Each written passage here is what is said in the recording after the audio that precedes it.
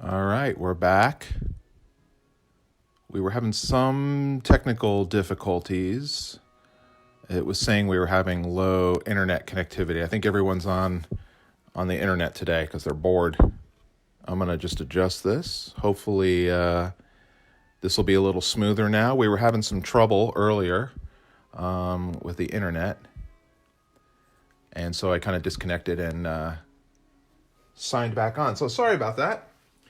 Two things happened, Ange. I inadvertently was live when I was setting up, didn't even know it. So some people got to watch me set up and prepare for today. And then when we actually went live, when we were supposed to, it was dragging. So I'm here. Everybody, happy Wednesday. Thanks for tuning in. Happy to be back. I'm going to just recap really quick where we are from Monday. So Monday we did some character drawings. We did a bunch of drawings of just various little warm-up drawings of monsters and creatures, all inspired by the Dungeons & Dragons Monster Manual that I illustrated nearly 30 years ago. And we came across this mushroom character that we thought was kind of fun, inspired by puffball mushrooms, actually gem-studded puffballs. And by yesterday, I couldn't stop thinking about this sketch, so I thought it would be kind of fun to return to it. And we did a series of very simple scenarios, kind of figuring it out with a dwarf character named Helmet that I had drawn last fall during the Inktober series. So we did a very rough sketch of Helmet kind of facing off with one of these mushroom people. Then we thought instead of fighting, maybe Helmet's communicating with them in some way. So here he is kind of surrounded by a group of these mushroom people. We flipped the viewer around to see what it would be like if you were one of the mushrooms, kind of looking down at Helmet while he's surrounded. Then as a joke, we thought maybe he's camping in the cave, eating mushrooms, cooking them on a fire, and then the mushroom people approach. We ultimately kind of came back to the original idea and used a little bit from each concept and kind of combined it to come up with this scenario of Helmet kind of collecting mushrooms in a cave, and in doing so inadvertently comes across these mushroom people. I was thinking actually that he's collecting these rare mushrooms for like a potion or something like that. So that's where we left off yesterday. In between yesterday and today, this morning, I scanned the photo in and did some very slight adjustments from it. I shrunk his head a little bit. His head was a little too big. I changed the angle of his staff a little bit. You can kind of see. And that's about it. I drew it out a little more, made it a little more square, made it a little more balance. You can see I adjusted his leg. You can see kind of the lousy computer drawing just to kind of give it a little more action. And then all of that was enlarged and printed out at 11 by 14, because that's the size Bristol board I'm working on today. And then it was traced on my light table, which I've done now for you guys. And I'm ready to get started. Finally, we can get some inking. Now, I also did a little bit of reference hunting. I know I didn't. Someone mentioned the drinking horn. I hope you'll notice that he has the drinking horn here. And for those who don't know, this is what a drinking horn looks like. This guy is super excited to have a drinking horn, Ange. If you've been to a Ren fair... That guy's amazing. He's pretty amazing. He's showing off what a drinking horn is. It's pretty much what you think it is. It's a horn that's been hollowed out and is used for drinks. Sometimes they're ornate. I think a dwarf would have one that would probably have little metal filigree on it. He looks really excited He's about it. very excited. This guy needs to be like drawn, and this guy should be on Facebook Live somewhere right now too, because I would tune in. I've also seen him where they have little straps on the top, so I'm going to have it that he has it somehow strapped to his backpack. Another thing I found out, Ange, while we're talking about equipment, so this is kind of a medieval fantasy world. I went to go look up backpacks or knapsacks or rucksacks or any kind of a back thing, only to realize that backpacks are basically a turn-of-the-century invention. For them, they were created by the military around the early 1900s, the late 1800s. So actually a traditional backpack in a medieval world or 15th century, 16th century doesn't really exist. I've seen paintings of people with baskets strapped to their back. I have seen little leather pouches or things wrapped. So the whole idea of a backpack is kind of, it's incongruous with this kind of medieval fantasy world. So all that said, I kind of squared it up more like it looks more like a little leather, like an oversized leather satchel. And I'm going to go with that, just for simplicity's sake. I don't want to put a basket on his back. I think it's going to be too much. And also, he is, after all, facing off with giant walking mushrooms. So I don't think anyone's going to be too much of a stickler historically about what's going on here. Did that. Got a little bit of reference here on caves. For all this stuff, I literally just Googled stalactites and stalagmites and found some great reference. I know for a fact that I'm not holding this upside down, that I'm holding it right side up, even though you'd think that that would actually be much cooler. And how do I know that? Because from what I could gather, looking in photo reference, stalagmites at the bottom tend to be more rounded because the water's dripping down on them, forming these columns, and the stalactites tend to be much more tapered and drip-like. See that? So I made the adjustments in my drawing to make the stalagmites more kind of these globby, which is a great kind of shape that repeats the mushrooms, and then the stalactites will be more tapered and drippy when we go to do them. So a little bit of reference there, just to make it slightly accurate. And last but not least, the monocylium. Is that it? I think that's it. Mycelium. The mycelium of a mushroom. I wanted to know what it looked like for the fingers and toes. Here is an example of some mycelium, what we would think of as the roots. These dudes, Ange, like they made me think of the mandrakes, specifically in Harry Potter, yes. And so I kind of went in and kind of tweaked them. I'm making one leg kind of, I think they can be uneven. So maybe one leg's kind of skinny, the other leg's kind of bulgy and round. The idea that they're not quite, I like that, symmetrical. I also added some of these almost like anglerfish, the little mycelium skin taggy things kind of hanging off of them now, kind of pushing past just a mushroom with a mouth and getting it more weird. So all that's done. I think I'm ready to ink.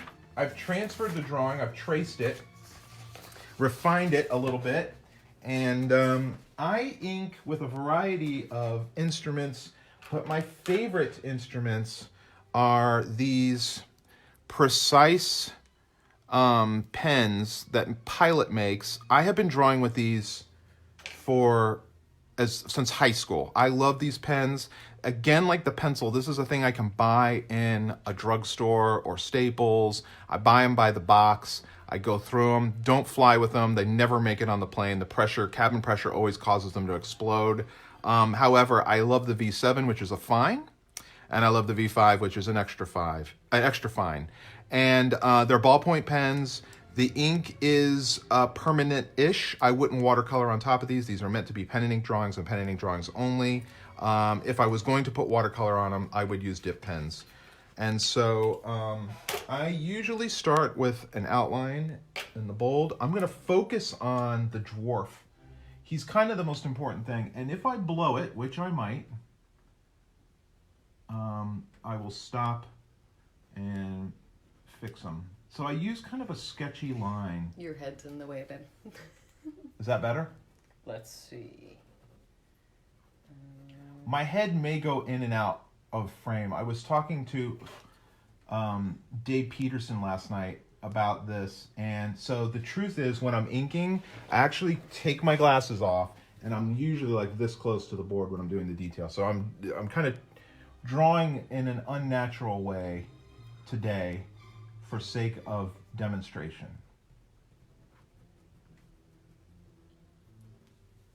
I'm just going to you can see I'm just kind of putting in general outlines. I personally draw in little sketchy strokes.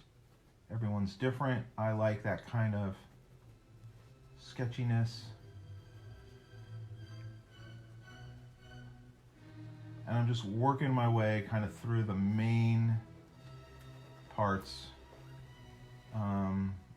There's not a lot of logic, to be honest with you. I just kind of bounce around and do what feels right. But right now, I'm just getting in the outlines. So this is going to take a little while, and so I can take questions while I'm doing this part. Klaus said they make all sorts of things from mycelium these days, like shoes, leather, and stuff. And that's a rock fact. Amazing. Wow. There are so many things I love about that comment. Yes, it's ending with a reference to Over the Garden Wall makes it just absolutely perfect. That's awesome. Let's see. Macy Lee Mills is crocheting. And listening to me babble. Well, but thinking about drawing today instead. Oh, nice. Ange, the thing you have seen and I've seen on Facebook, on Instagram, a few people that have been drawing along with me, which I think is so amazing. That was never quite the intent. I think it was just like, let's just hang out and pretend like you're in the studio next to me while I'm working, and we're just talking. But I love that people are drawing alongside me. I think that is so cool. Do this little horn here. I'm thinking of the little strap that's gonna... My head is probably gonna dip in and out. Andrew's gonna tap me on the shoulder if I get in the way. She's watching on her phone and fielding questions as they come through.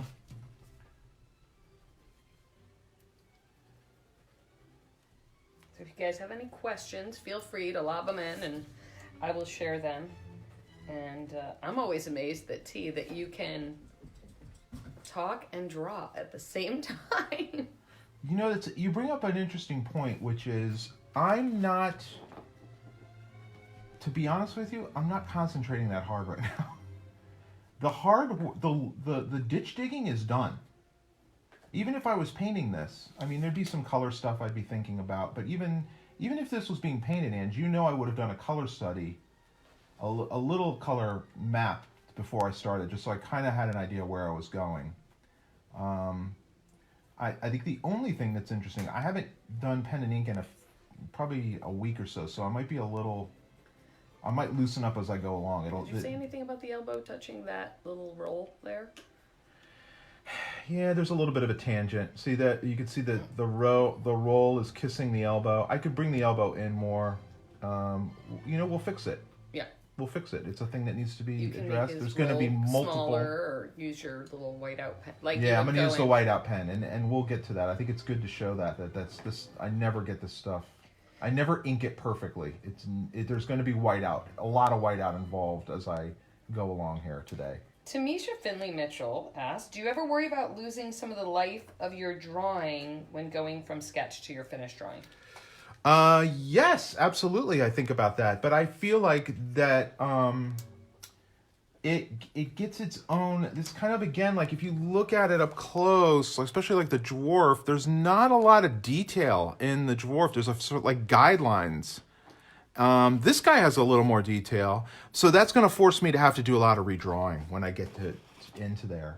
Right now, I'm just kind of establishing the main construction lines. But I think once I get going, I'm definitely going to have a lot of actual drawing being done in pen. This is my favorite stroke. I do this a lot. It's that kind of feathery thing. Look at his knees. You can see I'm just kind of... Do you ever use India ink? June Gallagher asks. Oh, yeah, all the time, June. All the Spiderwick books were done in India ink. I've got India ink here. I could have done this in India ink. We would have needed almost double the time. And the reason being is the constant reloading of the pen and dealing with the pen always just takes a little longer. These things go quicker. I should have most of this inked by the top of the hour, which is why I like these. Especially when I'm inking and drawing something that's like this, that's completely has nothing to do with work. I'm just doing it for my own pleasure. I wonder if we could push in on this and just lower the camera a little bit. My fear is, Andrew's asking if we can lower the camera. My fear is if we lower the camera, you're really going to see my head even more, because I'm struggling right now with the desire to really lean over it, which is normally what I would be doing. So we're already kind of cheating. It feels like it the could view come forward a little, but well, we can adjust it a little bit if you think it needs it. I mean, I can swivel it and pivot it, but this is also why I chose to use a bigger sheet of paper than yesterday. So it'll be a little larger. Let's see. But I can imagine, guys, it's probably on your end if it's looking a little pixelated because of low also, bandwidth. when you brought it up to the camera, it looked so good. So I'm just thinking if you could. Well, let's bring do this that down, periodically, maybe. Just bring it up. And All right, we're going to try to... Ange thinks I should try to get the camera closer so you guys can see it a little better. We're going to try this. Bear with us. I'm going to turn the little crank, and let's see what happens. This will either be amazing or it'll be... That's probably a little better, huh? Yeah. Okay, let's do that. Hopefully a little closer so you can see a little more. It's slightly at an angle. Yay. Hopefully my head won't go in and out too much. That looks better. Okay, sorry about that, guys. Hopefully you guys agree. I think it's just nice being a little tighter on there. Yeah. Now, I will be turning it and stuff, so it may zip in and out of frame, but I will try my best to... No, your head's not in there. There you go. Well, now I really can't put my head in there because the phone's in the... Do you erase the pencil or lift it a bit afterward? Oh, yeah, it'll all get erased afterwards. That'll take... If you've watched any of the speed videos, when I do the time lapse, you see a hairdryer come out at some point, and that's like to really get the final bit of ink off of here, or dried before I start erasing, because I can't tell you how many times I've impatiently gone to erase and then just smeared ink everywhere. Let's see. Tony and Ange, I was wondering what sorts of documentaries you guys would recommend. Oh, wow. Could be about anything that inspired you. Well, Angela and I we're both, I'm a little bit older than Ange. I turned 50 last year, so I'm a 70s kid / 80s kid. Ange is definitely an 80s kid, and we love a rockumentary. We love music documentaries, right, Ange? Absolutely. Last week we watched the Van Halen, where the guy... a short little mini... It was a mini short documentary about some guy who won a contest to hang out with Van Halen for a weekend. Back in 1984. That's right, and they did it on MTV. And it was absolutely unbelievably bonkers. But I feel so, not for the family. That's definitely for older. But we watch a lot of music documentaries because I'm just always curious to see how other artists create. Yes, especially something that's so foreign to me. A great artist documentary is Beauty is Embarrassing. If you Oh, haven't seen yeah, that, it's one of our which is favorites. Awesome, which is about a great artist by the name of Wayne White. He actually designed all the puppets for Pee-wee's Playhouse. Yep. He designed like music videos. Peter Gabriel's sled. No. Yeah. No, Big not Time. Big He Time. did Big Time for Peter Gabriel. His wife, Mimi Pond, is a comic book artist, just a friend of ours, and it is a great documentary because it's really cool to watch the journey of an artist, but to also see another artistic family. Like, I feel like that was like the first time that I was like, oh, there's other people out there like us. Living the life that we live. Yeah, there's definitely... So check out Beauty is Embarrassing. Yep, that's a good one. If you're a big fan of Dungeons and Dragons art, there's Eye of the Beholder, which is about the history of the art of the game. If you're, I'm trying to think of some of the other, not for kids at all, but I did watch. Ange and I both watched Don't F with Cats, which is on Netflix, which is terrifying and also just absolutely amazing. It's true crime. It's very gruesome. It's not what I normally gravitate towards, but I'd had enough people kind of recommend it and suggest it, so I gave it a watch, and I did really enjoy it. It's super compelling. But it's super compelling, but not for the faint of heart. There's a really good Tom Petty documentary. It's like 4 hours long, but it's so good. You don't even need to be a Tom Petty fan to enjoy that. We were like moderate Tom Petty fans, and he's such a great storyteller. For him to tell these old rock and roll stories of the things that he did in his youth and breaking in the industry. Really, really great. Hey, Barbara Toth, Massessa, say hi to Ed for us. Barbara asks, Ed Massessa's wife says, do you listen to music when you're drawing? I do. We have classical playing today. Normally it's mostly for me it's old elevator music. It's like old 70s and 80s pop and rock is in heavy rotation here. And I love that only because it takes me back to my childhood. I'm immediately very relaxed. We do listen to a lot of soundtracks. What else do we listen to, Ange? We listen to up-to-date pop as well, thanks to Sophia. We have a 12-year-old, yes. Right? Almost 13-year-old, so we know pretty much everything on the radio right now. Yes, although there's a huge gap from when I was, maybe not for you, but for me, for sure, there was definitely a gap of my knowledge of pop music because I just have listened to old music for so long. We like the new Harry Styles album. That album is terrific. It's so good. But you love, like a lot of rock. You're a huge Elton John fan. For those of you who don't know, Tony is a huge Elton John fan. Can we specify? Like 70s Elton John. 70s. I love the 70s stuff. Yeah. Any of those singer-songwriters, and I would consider him, even though he doesn't write his lyrics. Hey, Dave Peterson. Hey, Dave Peterson. He's been burning through the Harry Potter audiobooks again, which is so funny because so have we. I'm telling you, times like this, you want comfort food, and for us, escape hatch from reality. An escape hatch from reality, and Harry Potter really offers a great escape hatch. I think in my youth it would have been Star Wars, but Sophia's not a big of a Star Wars fan. Harry Potter is her Star Wars. You've said that many times, Ange. And you know what? Sometimes we'll just put it on. I was thinking about that even last night. We were watching the third movie. Yeah, we've been doing a film-thon, a film whatever. Right. Yeah. And so we're on the third movie. That's what happens when you're home for 72 hours. And I was thinking about that because I said, when you were a kid, you would have just popped in it was Star Wars VHS tapes. Oh, yeah. Star Wars, Raiders, those movies were on constantly. Just constantly. And you're right. It was almost like background. Yeah. Let's see. What was the D&D documentary again? Brett wanted to know. Eye of the Beholder. It's on Amazon, I think. I don't know if it's on Netflix. I know it's on Amazon. Hi, Russ Cox. Hi, Russ Cox. Russ has been a fan for a long time. Thanks for tuning in, Russ. Yes. Yay. Let's see, Dave. Let's see. Oh, thanks, Dave. You're awesome. Let's see. Oh, Jay Sparks wants to know: do you often vary your pen-like weight, or just manually thicken lines as you go? A little bit of both. This is a great question. If you missed the beginning, I'm using two pens that I primarily ink with. This is a fine, precise V7, and I'm going to get into the hatching and everything with an extra fine V5 after I get all these main lines kind of figured out.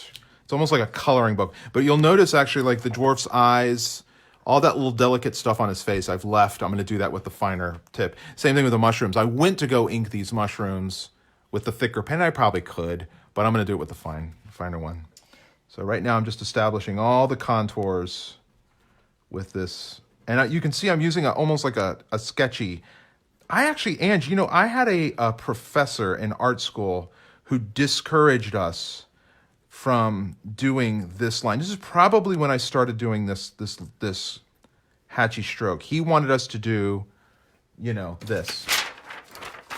When you draw a line, you just go, your brain tells you where to go, and you draw a line. He had us do all these exercises. He didn't want this, which is what a lot of people do, myself included. And I think I did it to spite him. I really did. I thought there was more interest for me in that sketchiness than the clean calligraphic line. Even though maybe that was based on the influences. Oh, I'm sure it was. Absolutely. Because I feel like, you can see the Rackham and do like all the people who are drawing in that. Oh, I see. I think Rackham would have done the former. I think Rackham would use a very thin and very controlled, clean line. Really? I don't think he would have done it as sketchy. I don't know. I don't know about that. Look at his trees.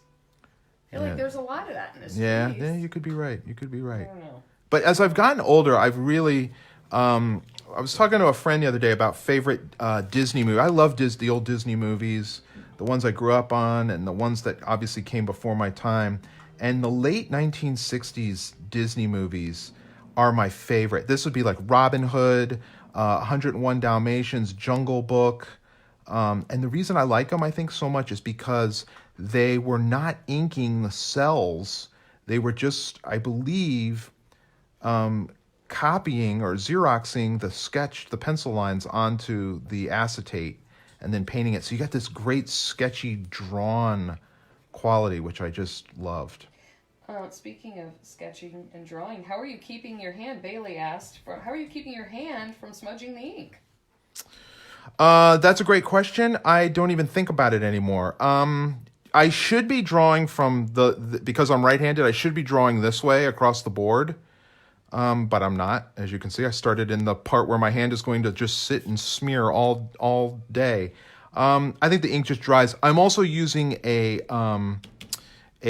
not a vellum, the smooth finish Bristol board. This is the Bristol board that is a lot toothier. You can see as I just rub my hand, you can see how it's smearing the pencil line. And it's actually not as much designed for ink because the line is actually probably bleeding out a few microns, but it dries very quick. So it's almost like drawing on if you can imagine, almost like a sponge. Versus ink paper generally has a coating over it, so it's very slick. So when you put the line on it, it's a very clean, crisp, hard line. But as you can see, I don't follow any of those rules. Which is why when people ask, what tools do you use? What medium do you use? It almost is irrelevant because this is what works for me through all this weird trial and error and my preferences. It would be almost like, what are the preferences on your computer? Can I have those preferences for my computer? It makes no sense. Well, but I think at the same time, if there's a musician you really like and you're like, hey, what kind of guitar are you playing? Because I like your sound. Fair enough. Yeah, I could see that. I could see that. These are creative. This is it. This is what we're talking about. Amanda Putnam Palmer, hi. Hey. Have we watched Finding the Hobbit with John Howe? No. Is it good? On Amazon. We have not. Is it good? If you guys have any documentaries that you love, let us know. Absolutely. Yeah, we're always looking for a good one. And I feel... These are D&D Myconids. Yes? Yes. That's what Alan Childers wanted to know. Are these D&D Myconids? The yes. answer is yes. Yes, they were inspired by the Dungeons & Dragons. I was talking actually to Dave Peterson about this post live yesterday, in that I like drawing this stuff. Obviously, its inspiration started with Dungeons and Dragons, but I do love that it's just fantasy. It's not, so even if you're not a fan of Dungeons and Dragons or don't know anything about Dungeons and Dragons, you get that this is a fantasy setting of a dwarf negotiating with mushroom people in a cave. Yeah, this could have been a Hobbit, any Hobbit. Hobbit, Spiderwick, you could totally see. Well, Spiderwick replaced him with a teenage kid.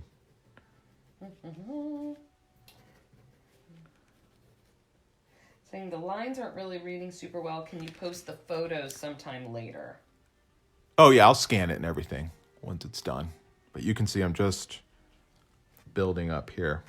Don't know if I'll get it all inked in the hour. And I have a hard out at 5 of, because I got a phone call. I've got to be on a conference call, which, believe it or not, I actually got them to push because I agreed to do it last week and didn't realize it was 1 o'clock our time. Jay Sparks, I agree with you. I love Ugly Delicious on Netflix.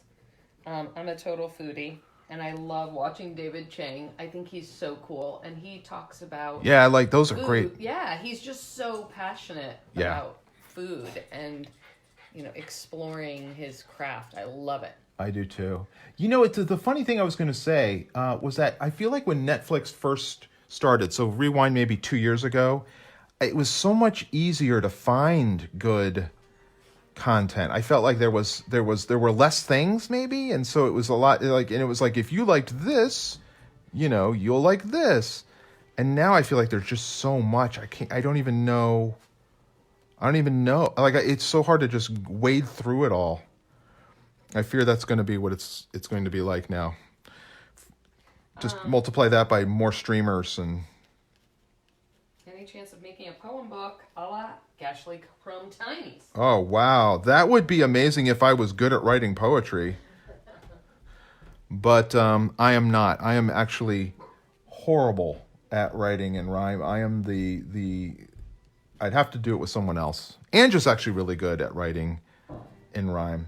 She's left for a moment. I think the dog needed to go out. For once today, they are not barking and running around and acting like maniacs. I think we got their wiggles out before we went live. Yeah, when they're not barking or running around like maniacs, I wonder what they're doing upstairs. I had to check if they were getting in any trouble. No, Mimi's down here. I can hear her. She's on the couch. I'm doing a little lantern. I Googled, I think, 15th century lanterns at one point. So once I kind of locked onto this general design, it's been my go-to lantern shape, pretty much. This is a process. This is it. But here's the thing.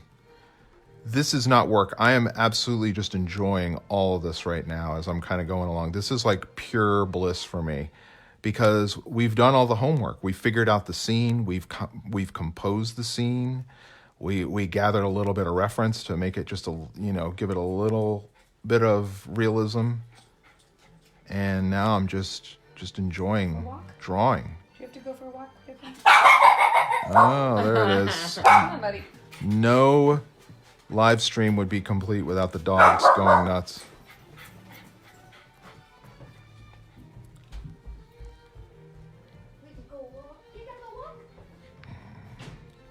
I was looking at the mycelium, which was the word of the week, I think, which are the roots of mushrooms, and someone had educated us that that's what they're called. And the shapes are so fantastic. I don't have the reference here. I threw it down on the floor, but they're very root-like, almost like ginger, if you can imagine, or the mandrakes in Harry Potter or in the Guillermo del Toro movie. It was a great movie. I think there's a mandrake in that as well. So I've adjusted the mushrooms a little bit to have inconsistent sized appendages and fingers, and this one has, it's kind of a hand but not really. This one's more like a hand. Very almost lizard-like. Oh, hey, I'm back. You're back. The dogs might go nuts. Who knows? No, did they have to go to the bathroom again? Pippin did. Wow. Yes. The Pipster. Pippin did. I feel like this is it. Like, every day there's been, like, FedEx, phone ringing, dogs have to go out. Like, yeah. This is real life. This is about... And, Ange and I have talked about, getting it a little more professional, but there is something endearing, I think, in the fact that this is literally my phone on a tripod over my desk, and we're just kind of winging it. There's something that I kind of like about that. It just keeps it real. Brendan Power wants to know, do you have any advice for drawing hands? Yes, I do, Brendan Powers. Powers or power? Just singular. One single power. One power. One power for Brendan. Drawing hands. I could not draw hands when I started art school. And they were weird claws. They were weird clubs. There it is. The dogs are very excited about hands because they don't have any. So here's how I learned how to draw hands. We had, in art school, we had a basic anatomy of learning how to draw the hands and the shape of the hand and the bones and the structure, etc., which I'm sure you could find online. I'm sure there's tons of YouTube videos out there on how to draw a hand and understand the hand. It's a very complicated shape. It's basically a flat cube with a bunch of jointed cylinders on it. And yet, when we're looking at art, especially with humans in it, we look to most viewers look to the face first to get a cue on emotion, and then body language also contributes, and then we look at the hands. Hands are second to the face usually in showing, what the character's thinking. So here's how I learned how to draw hands. After I had that anatomy lesson, we were required to buy a 100-page sketchbook. My instructor then said, by midterm, I want 5 hands drawn from life on every page. So within a matter of weeks, we had drawn 500 hands. And the first ones were pretty lousy, but by the end, they were pretty good. And you know what he did at midterm? Literally, all you had to do was hand your sketchbook in. He did this in front of you. Flip, flip, flip, flip through the 100 pages, gave you a check, said yes, flips the sketchbook over, hands it back, and goes, now draw 5 feet on every page, and hand that in by the end of the semester. That is how I learned to draw hands and feet. It is a learned skill. There's no magic trick. It's really just like learn how to draw them and then draw them over and over and over again until very hands-on.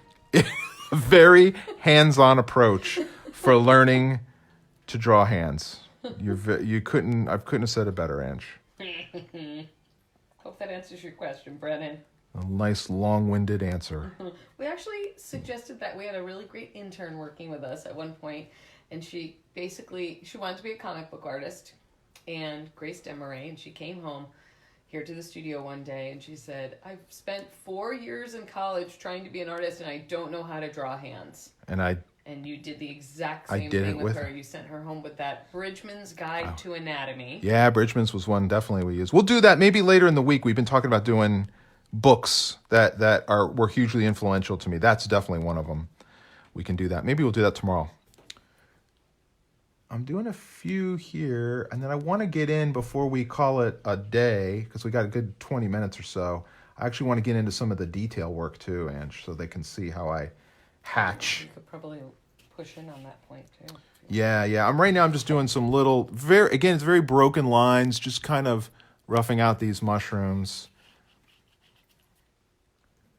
And I've got to get this. Looks like a stalactite. I kind of feel like I didn't make a decision here. Oh, I see what it is. Okay. It's a stalactite coming down. I'm going to draw that. And then it's like an opening in the cave right here. And it's going to be dark. That's what's going on there, Ange. Good question, Joel. Any advice on getting that first foot in the door as a freelance artist? Oof. A very good question, Joel. And I can give you practical advice, but I don't know if it's relative advice, only because I haven't had to do that for 30 years. And so it's a different world right now. I always just with my hand. Oh, the nibs broke. Look at that guy. Hey, I don't know if you guys can see it, but look at that. That got dropped. All right, let me grab another one. Hopefully I got another one right here, and we won't have to pause while I dig a look at that. Always keep 2. So that guy's done.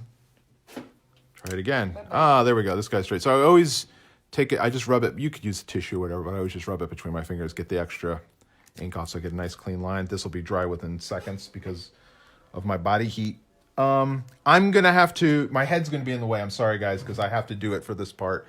I usually take my glasses off.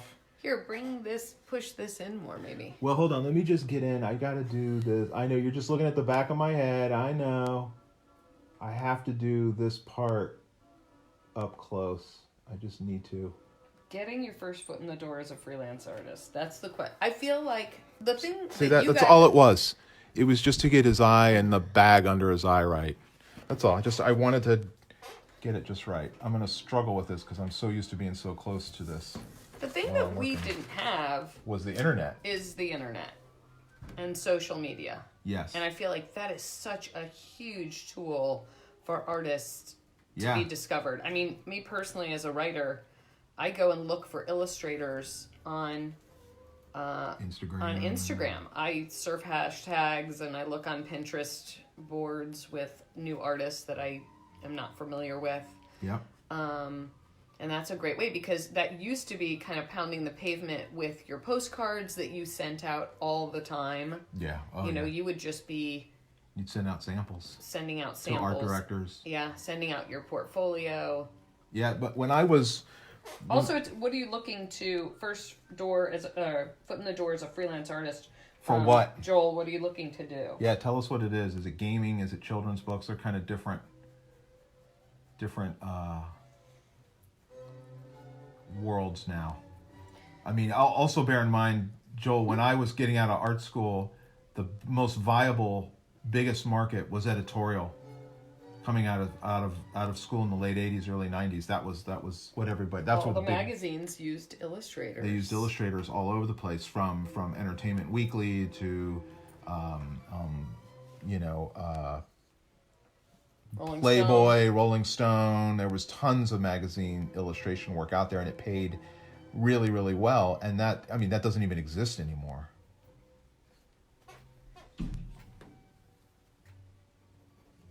Let's see.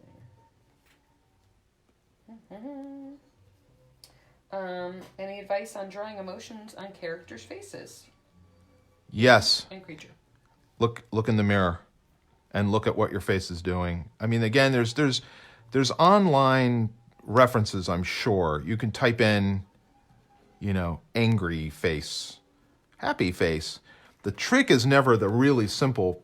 It's the more subtle, show jealousy, that kind of thing. Those are where it gets a little more challenging, but can be more rewarding if you can figure it out.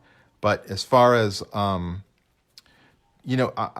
can't tell you how many times I've gone into the bathroom with a piece of paper and just made the face in the mirror and then drawn it right there. Or on my Mac, we have Photo Booth. So I'll just make the face in Photo Booth, take the photo, and then print it out. And then I can just have it here at my drawing table. So it's definitely, that's the best advice I can give you, is to do it. And to, look at... You used to photograph your friends all the time. I used to photograph my friends all the time and really understand. We went through this yesterday with this dwarf guy. We were trying to figure out what his emotion was and what exactly he'd be doing. So we kind of feel like he's been surprised by this encounter. And so, he's just drawn his sword, which actually I could have added his scabbard right there. And maybe I will. It'd be kind of cool to do a parallel line. But scabbard. What about the beard there? Yeah, but you'd see the scabbard. I'll pencil it. Here's the great thing with pen. Maybe you want the scabbard. Maybe you don't want the beard. Well, the great thing with pen and ink is you can do stuff like this in pencil and live with it for a little while. And if you like it, you like it. And if you don't, you get rid of it. You just erase it. So we'll leave it there and as a footnote. I'm gonna work on these little mushrooms. I'm kind of just bouncing around. I'm not. There's. Brett said, "Excellent follicular density." I don't know. I don't even know what that means. Follicular density. I don't know what that means. I wish I did. Follicular. Oh, the follicles. You talking Of his about hair? like the line work he's doing? Or maybe his hair. Maybe the dwarf's density of his hair. All I can think about is George McFly. Like, I love your density, or what. This is where I'm going to refer to yesterday's sketch, where we did figure out some of the shading, so we kind of know the heaviness of the shading that needs to happen here. So I'm going to do that. And this piece that you're doing, just to reiterate, is not for a job or anything like that. It's No. not for a book. This is just a personal piece that you're doing, and you do these pretty regularly, kind of just as exercises and Warm-ups. and because you love to draw. Yeah. I love to draw. I need to draw. It helps me with... It certainly helps me with... Your hair, your follicular density. Oh, God. Thank you. Jeez. In the back of your head. Thank you. Oh, my God. I'm not even going to lie. I used special shampoo because it was definitely getting thin. It was getting thin. The new shampoo, follicular density. Yeah, that's what it should be called. Hey, Dan Santat. Dan Santat, I got to catch one of your live things. Let's see. Dan, what time does Dan go live? So we Dan can. Santat, tell us, are you going live, Dan? I know you're posting. Dan Santat, fellow children's book author and illustrator. We've known Dan a long time. Award-winning. Caldecott award-winning. Award-winning illustrator of Beagle. Yes, which was one of Sophia's favorite books. Is doing some super cool activities over on his Instagram page. I think on your Facebook page too, right, Dan? It's hard for me to keep track of it all. Yes. So if your kids are looking for some super fun, cool activities while they're stuck at home, head over to Dan Santat's page. Dan, post in the comments. Angel, read it out loud. I'll announce it. I've been thinking, because Dan's been drawing I know couple other children's book illustrators, Jarrett Krzaska, Mo Willems. They've all been doing things every day, and I feel like we should all be like throwing it back and forth. You could literally watch us sit around and draw all day. You can get nothing done all day all day long. Just watch a bunch of yahoos sitting in their studios drawing all day. I'm kind of reinforcing shadows here. That's kind of what I'm doing. I'm not coloring it solid. I'm just kind of scribbling it. I can always make it solid later. As they say, it's easier to add, it's harder to take away. So I'm kind of doing a little of that, just to kind of build up the shadow. I'm kind of slowly getting used to the idea that all this is going to be actually probably in shadow. Thanks for all the hearts you're sending, Tamara Joy Norton. Maurizia Di Schiani is in Italy. Oh my gosh. We are thinking of you and sending you our love. Hope you're doing well there. And she thanks you for this live drawing session. It's my pleasure. She said it's quite frightening in Italy. So. Yeah, I can imagine. We have a lot of friends over there. We had such a terrific time in Lucca a couple of years ago, and we've been to quite a few towns. It's obviously for Angela and I both. This is where our my great grandparents and your grandparents came from. Yeah. So we are thinking of you and all of our friends in Italy, and it's our motherland.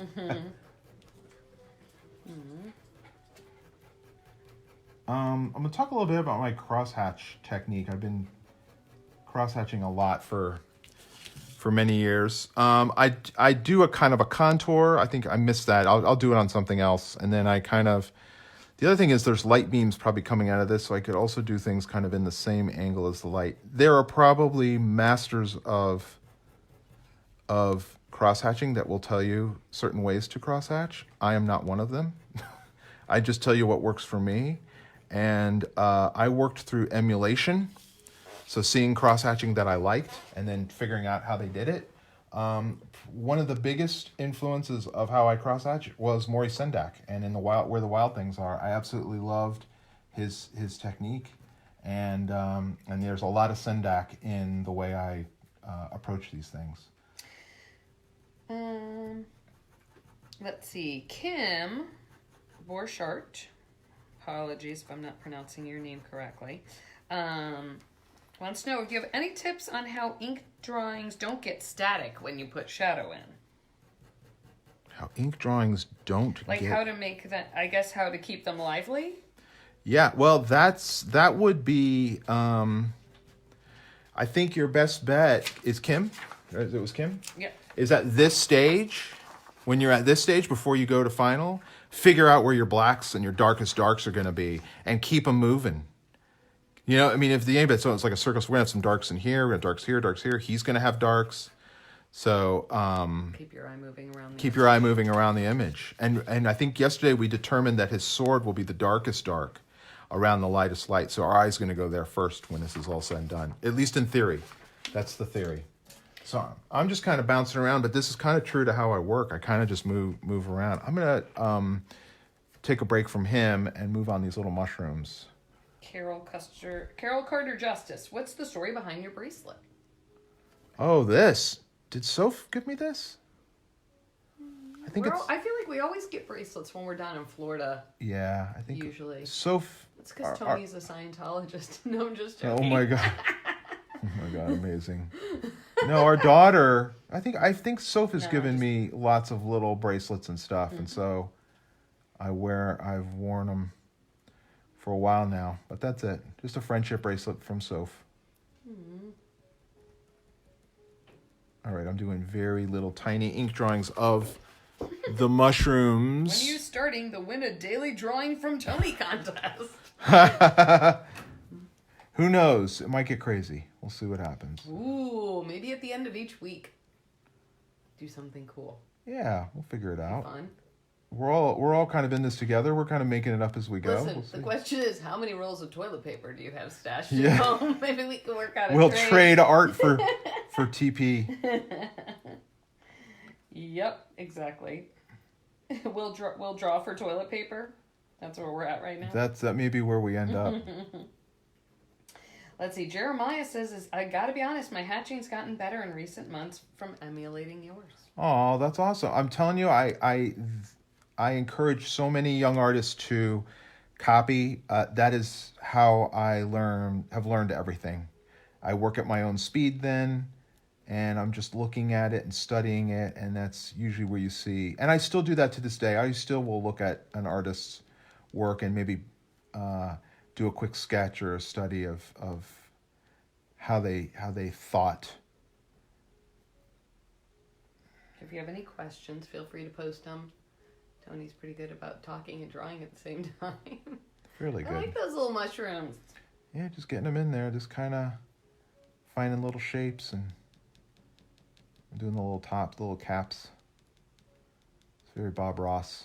This is very Zen-like. Drawing mushrooms. With the classical music playing in the background. This is The Forager. Ooh, that might be the title for our piece. I think it is. You just did that. I just did it. It's what I do. It's magic. Jeff Smith says, this looks like a 4-pack to me. Double ply if it's in color. Wait, you're telling me this is worth 4 rolls of toilet paper? Come on. He's like, you'll see. You'll come. You'll pass up my offer today, but come next week when the world's on fire and you've really got to go. Happy little mushrooms. These are very happy little mushrooms. Amy McChristy Skidmore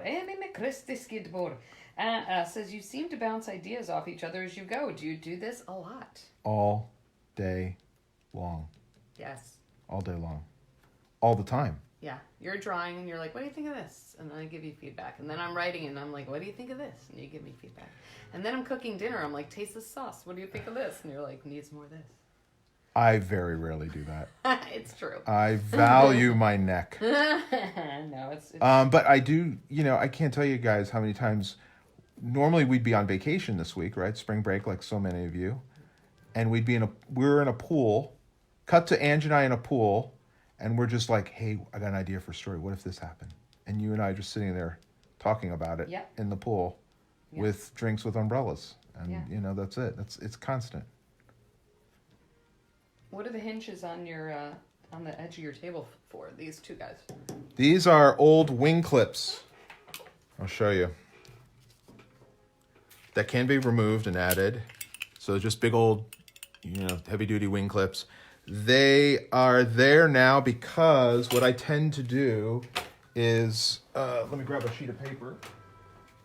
I'm actually working a little to the left of what I normally work. I usually work a little further to the right.